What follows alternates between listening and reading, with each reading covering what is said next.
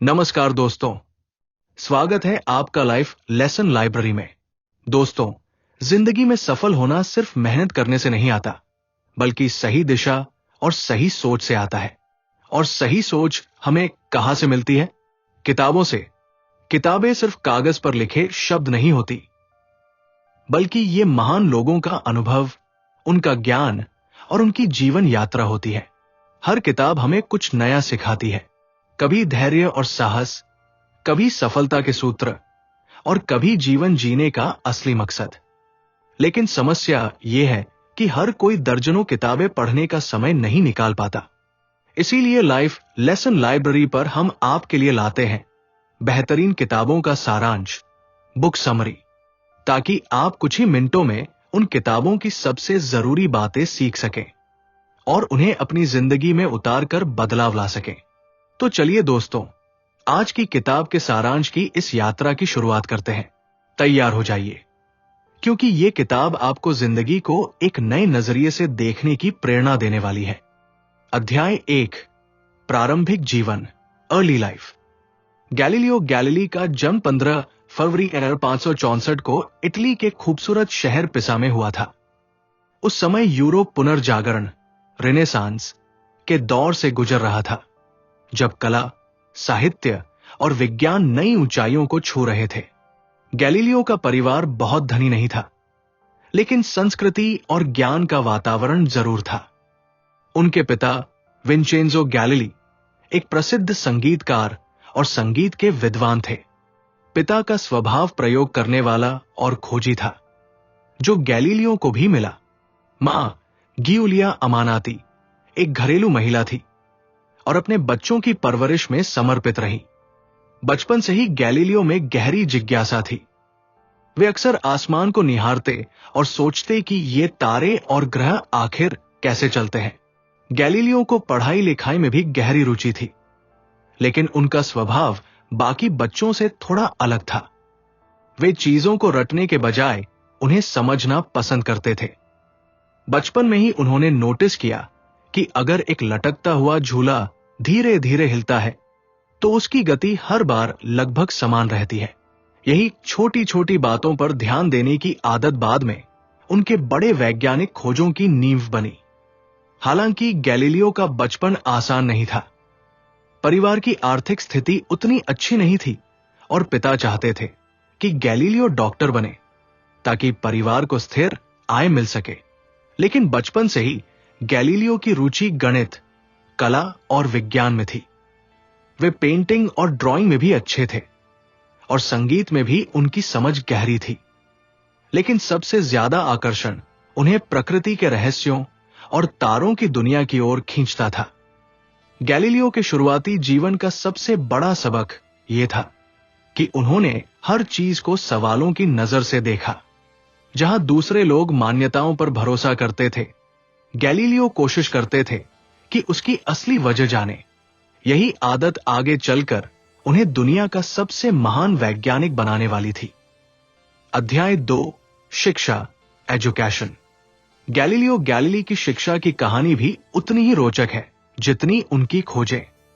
बचपन से ही उनका परिवार चाहता था कि गैलीलियो एक डॉक्टर बने, क्योंकि उस समय डॉक्टर की समाज में बड़ी इज्जत थी और अच्छी कमाई भी होती थी।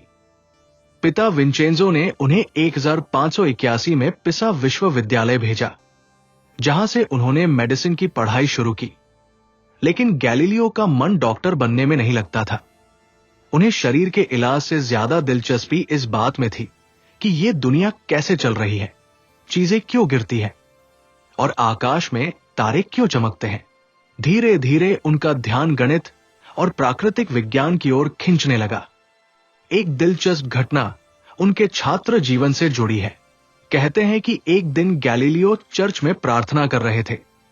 वहां उन्होंने एक बड़ा झूमर देखा, जो हवा के कारण धीरे धीरे झूल रहा था। उन्होंने गौर किया कि चाहे झूमर की गति कम हो रही थी, लेकिन उसके झूलने का समय लगभग समान था।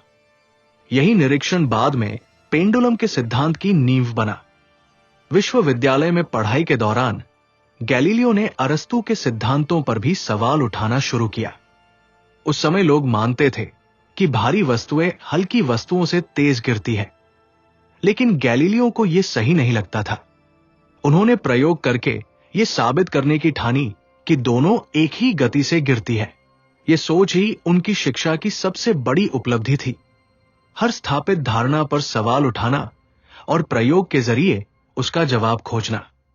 हालांकि गैलीलियो ने अपनी डॉक्टरी की पढ़ाई पूरी नहीं की, लेकिन गणित के प्रति उनके जुनून ने उन्हें इतना प्रेरित किया कि उन्होंने इसे ही अपना भविष्य बना लिया। कुछ समय बाद उन्होंने गणित की ट्यूशन देना शुरू किया और धीरे धीरे यही उनका पेशा बन गया। गैलीलियो की शिक्षा का यह दौर हमें यह सिखाता है कि पढ़ाई सिर्फ डिग्री लेने के लिए नहीं होती, बल्कि अपनी असली रुचि और जुनून को पहचानने का जरिया होती है।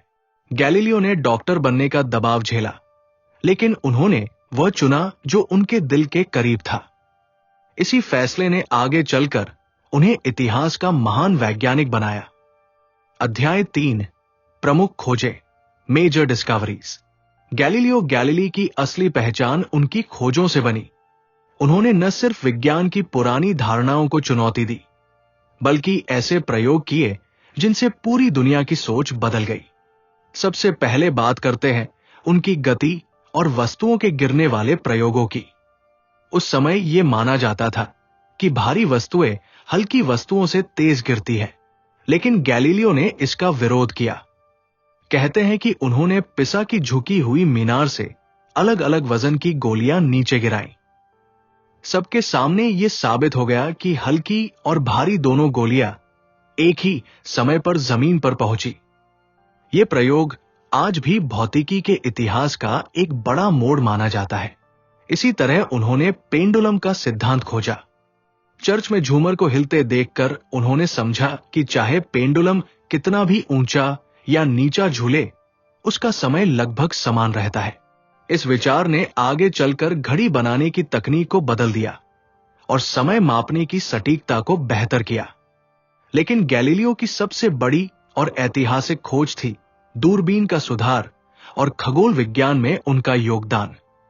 हालांकि दूरबीन का आविष्कार गैलीलियो ने नहीं किया था, लेकिन उन्होंने इसे इतना बेहतर बना दिया कि आकाश के रहस्यों को पहली बार साफ देखा जा सका। गैलीलियो ने अपनी दूरबीन से चांद को देखा और पाया कि उसकी सतह चिकनी नहीं, बल्कि गड्ढों और पहाड़ों से भरी हुई है।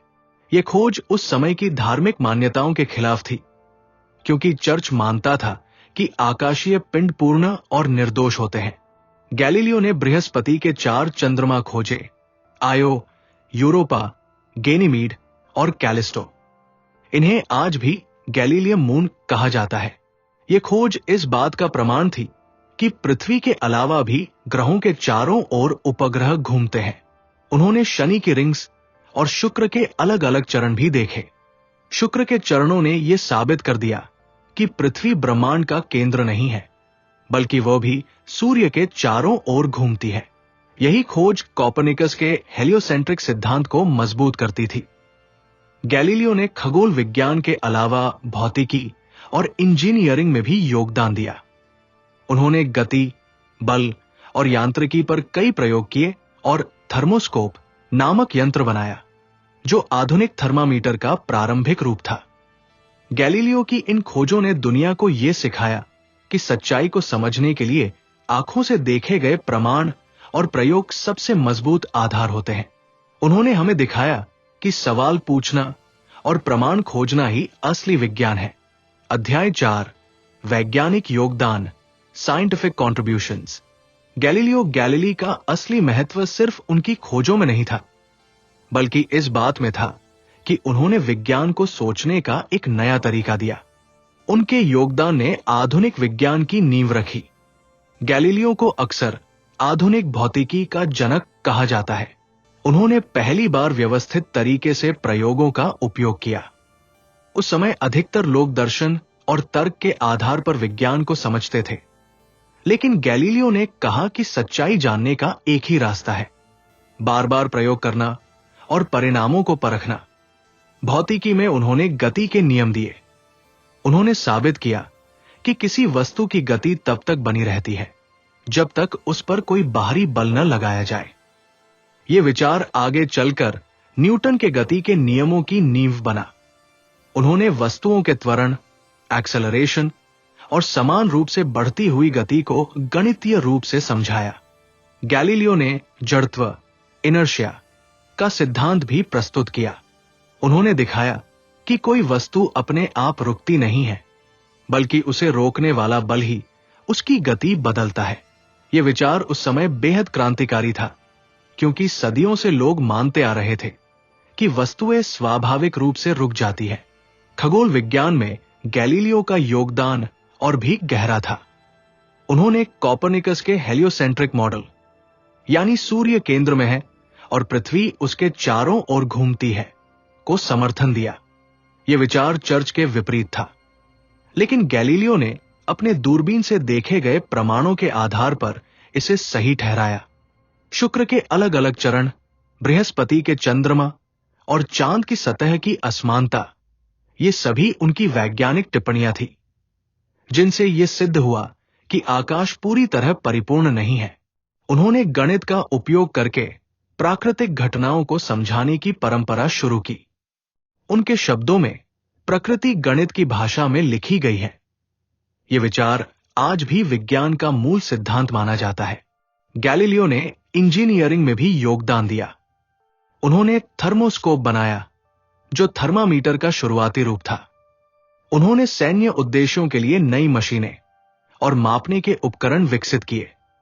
उनका सबसे बड़ा योगदान यही था कि उन्होंने दुनिया को सिखाया ज्ञान तर्क और प्रयोग से आता है, न कि अंधविश्वास और परंपरा से। उनकी सोच ने यूरोप में वैज्ञानिक क्रांति को जन्म दिया और आने वाली पीढ़ियों को खोज की राह पर आगे बढ़ाया। अध्याय 5, चर्च से टकराव, conflict with the church. Galileo Galilei के जीवन का सबसे विवादास्पद और कठिन दौर वह था जब उनके वैज्ञानिक विचार सीधे उस समय की सबसे ताकतवर संस्था कैथोलिक चर्च से टकराए। सदियों से चर्च का मानना था कि पृथ्वी ब्रह्मांड का केंद्र है और सूर्य व बाकी ग्रह उसके चारों ओर घूमते हैं।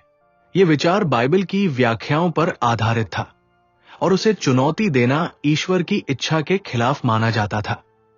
लेकिन गैलीलियो ने अपनी दूरबीन से देखे गए प्रमाणों के आधार पर बार बार कहा कि सूर्य केंद्र में है और पृथ्वी उसके चारों ओर घूमती है। यह हेलियोसेंट्रिक सिद्धांत कोपर्निकस ने पहले प्रस्तुत किया था, लेकिन गैलीलियो ने उसे वैज्ञानिक प्रमाणों से मजबूत किया। जब गैलीलियो ने अपनी प्रसिद्ध किताब dialogue concerning the two chief world systems प्रकाशित की, तो उसमें उन्होंने धरती केंद्रित विचार और सूर्य केंद्रित विचार दोनों पर चर्चा की। हालांकि यह किताब बहुत चतुराई से लिखी गई थी, लेकिन इसमें साफ झलक रहा था कि गैलीलियो सूर्य केंद्रित मॉडल का समर्थन कर रहे हैं। यह चर्च को नागवार गुजरा। 1633 में गैलीलियो को चर्च की अदालत, जिसे रोमन इंक्विजिशन कहा जाता था, के सामने पेश किया गया। वहां उन पर आरोप लगाया गया कि उन्होंने ईश्वर और चर्च की शिक्षाओं के खिलाफ बातें फैलाई है। गैलीलियो को जबरदस्ती अपने विचार वापस लेने के लिए मजबूर किया गया। कहा जाता है कि जब उन्होंने औपचारिक रूप से अपनी खोजों से इनकार किया, तब भी वे धीरे से बुदबुदाए, फिर भी ये घूमती है, ई पुरसी मूव, यानी पृथ्वी फिर भी घूम रही है। फैसले के बाद गैलीलियो को आजीवन नजरबंद कर दिया गया। उन्हें फ्लोरेंस के पास अपने घर में रहने की अनुमति थी, लेकिन बाहर जाने या शोध प्रकाशित करने की आजादी नहीं थी। यह समय गैलीलियो के लिए कठिन था, लेकिन उन्होंने हार नहीं मानी। नजरबंदी के दौरान ही उन्होंने भौतिकी पर अपनी एक और महत्वपूर्ण किताब लिखी, जिसमें गति और बल के सिद्धांत समझाए। गैलीलियो और चर्च के बीच का यह संघर्ष सिर्फ एक व्यक्ति की लड़ाई नहीं था। यह विज्ञान और अंधविश्वास, प्रमाण और परंपरा और खोज तथा नियंत्रण के बीच की लड़ाई थी। गैलीलियो ने दिखाया कि सच्चाई को दबाया जा सकता है, लेकिन हमेशा के लिए मिटाया नहीं जा सकता। उनके विचार अंततः जीत गए और आज पूरी दुनिया उन्हें आधुनिक विज्ञान का अग्रदूत मानती है। गैलीलियो गैलीली के अंतिम वर्ष उनके जीवन का सबसे शांत लेकिन सोचनीय दौर था। 1633 में अदालत और चर्च से टकराव के बाद उन्हें आजीवन नजरबंदी में रहना पड़ा।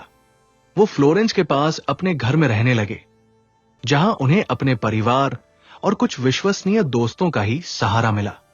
हालांकि उनका स्वास्थ्य धीरे धीरे कमजोर होने लगा, लेकिन उनके मन में ज्ञान की जिज्ञासा कम नहीं हुई। नजरबंदी के समय उन्होंने भौतिकी, गति और खगोल विज्ञान पर अध्ययन जारी रखा। इस अवधि में गैलीलियो ने कई महत्वपूर्ण पुस्तकें लिखी, जिनमें उन्होंने अपने जीवन के अनुभव और वैज्ञानिक विचारों को व्यवस्थित रूप से लिखा। 1642 में गैलीलियो का निधन हो गया। उनकी मौत ने विज्ञान के इतिहास में एक युग का अंत किया, लेकिन उनकी सोच और खोजों ने आने वाली पीढ़ियों को प्रेरित किया। उनके द्वारा स्थापित प्रयोगात्मक पद्धति और गणितीय विश्लेषण आज भी विज्ञान की नींव है। गैलीलियो गैलीली को अक्सर आधुनिक भौतिकी और खगोल विज्ञान का पिता कहा जाता है। उन्होंने हमें यह सिखाया कि सच्चाई को खोजने का रास्ता हमेशा सवाल पूछने और प्रमाण देखने से होकर जाता है। उनका जीवन दिखाता है कि कठिनाइयां और विरोध भी महानता की राह में बाधा नहीं बन सकते। आज गैलीलियो की खोजें और सिद्धांत हर विज्ञान की कक्षा में पढ़ाए जाते हैं। उनके नाम पर कई पुरस्कार और संस्थान हैं। उनकी दूरबीन, उनके प्रयोग और उनके लेख अब भी दुनिया के लिए प्रेरणा का स्रोत है। गैलीलियो का जीवन यह साबित करता है कि ज्ञान और जिज्ञासा की कोई सीमा नहीं होती और सच्चाई हमेशा उजागर होती है। दोस्तों, ये थी गैलीलियो गैलीली की जिंदगी और उनके अद्वितीय योगदान की कहानी। उनकी खोजें, उनके विचार और उनके संघर्ष हमें यह सिखाते हैं कि ज्ञान की राह में चुनौतियां आती हैं, लेकिन यदि हमारी जिज्ञासा और मेहनत सच्ची हो तो कोई भी बाधा हमें रोक नहीं सकती। गैलीलियो ने हमें दिखाया कि सच्चाई को हमेशा प्रमाण और अनुभव के आधार पर समझना चाहिए और कभी भी डर या दबाव के कारण अपने ज्ञान को त्यागना नहीं चाहिए। अगर आपको यह वीडियो पसंद आया हो तो कृपया लाइक करें, अपने दोस्तों के साथ शेयर करें और लाइफ लेसन लाइब्रेरी को सब्सक्राइब करना न भूलें। नीचे कमेंट में हमें बताएं कि आप अगली बार किस महान शख्सियत या किताब का सारांश देखना चाहते हैं। याद रखिए, ज्ञान की खोज कभी बंद नहीं होती। सीखते रहें, समझते रहें और अपने जीवन को बेहतर बनाते रहें। धन्यवाद दोस्तों, अगले वीडियो में फिर मिलते हैं।